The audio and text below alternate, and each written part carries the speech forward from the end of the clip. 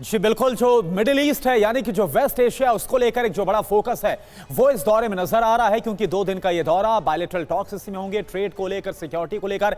इसी को लेकर सवाल आपसे है संजय मैस्टनसन, मेरा आपसे, क्योंकि देखिए 43 साल पहले की अगर बात करें 1981 में, तब पूर्व प्रधानमंत्री इंदिरा गांधी का जो दौरा है वो हुआ था कुवैत का, और अब जाकर प्रधानमंत्री नरेंद्र मोदी जो कि रवाना हो गए हैं कुवैत के दौरे पर। खास तौर पर क्योंकि आपसे मैं जिक्र करना चाहूंगा डिफेंस और सिक्योरिटी को लेकर भी बायलैटरल टॉक्स यहां पर होने वाली है, कितना सिग्निफिकेंट आप मानते हैं इस दौरे को?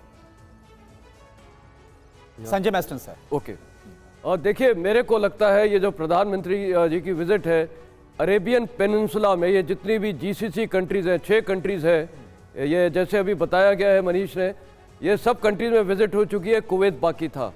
तो जहाँ तक अभी ये पर्पस है इस विजिट का, देखिए इसमें डिफेंस कॉपरेशन और ट्रेड दोनों बहुत अहमियत है। पहली बात हमें ये पता होना चाहिए कि पूरी जीसीसी कंट्री से तकरीबन 120 बिलियन। क्या आपने शेयर बाजार में बिना कुछ जाने इन्वेस्ट किया और नुकसान उठाया? घबराएं मत, सही तरीका जानने के लिए अभी फ्रीडम ऐप डाउनलोड करें।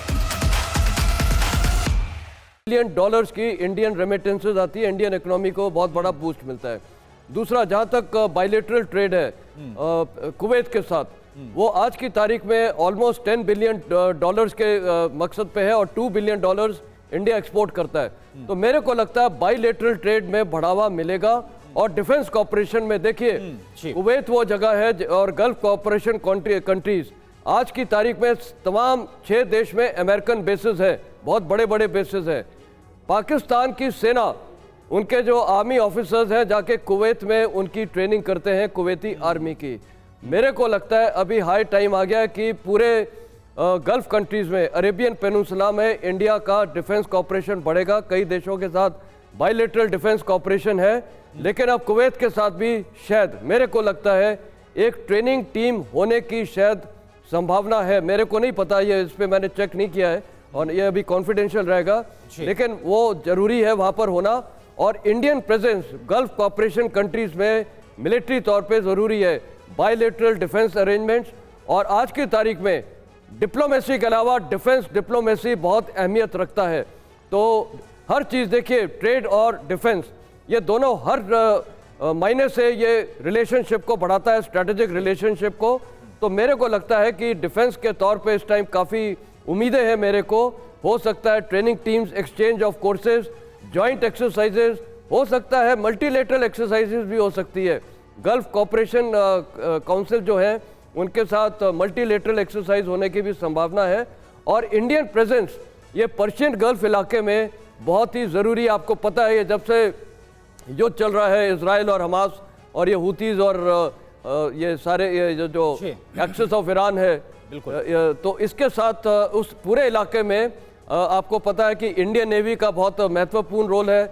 हमने कई वहाँ पर लोगों को रेस्क्यू किया है, ये खासकर जब ये हुती रिबेल शिप्स को डैमेज कर रहे हैं।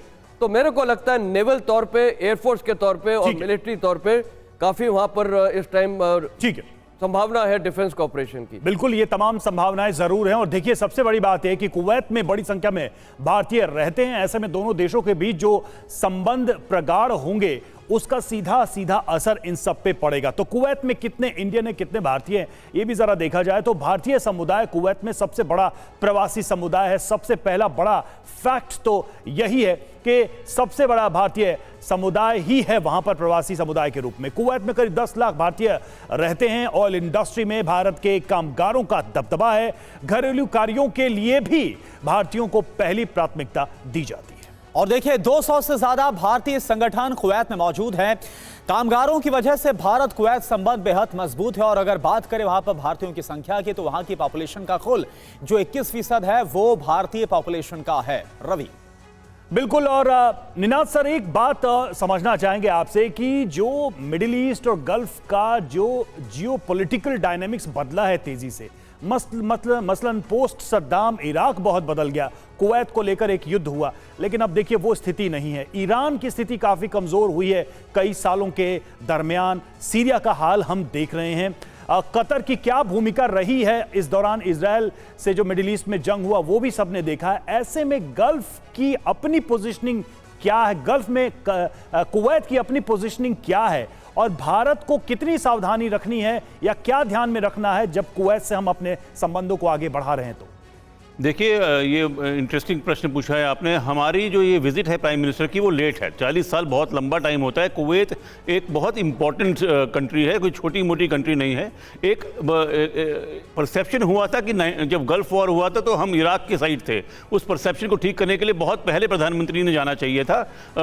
आपने जो लेटेस्ट जियो पॉलिटिकल डेवलपमेंट्स की बात की, वो कुवैत के फायदे में तो हैं, पर जो इंस्टेबिलिटी वो क्रिएट करता है उसमें कुवैत को वेपन्स की जरूरत पड़ सकती है। मेरे को सरप्राइज नहीं होगा कि अगर इंडिया अपने एम्यूनिशन, जो हम इंडिया एक बहुत बड़ा एम्यूनिशन, जैसे जो गोले होते हैं तोप वगैरह के और बंदूकों की गोलियां होती है, उसका एक एक्सपोर्टर है, एक बड़ा एग्रीमेंट होने की संभावना है एम्यूनिशन पे, और शायद ब्रह्मोस मिसाइल पे भी कुछ डेवलपमेंट हो सकती है।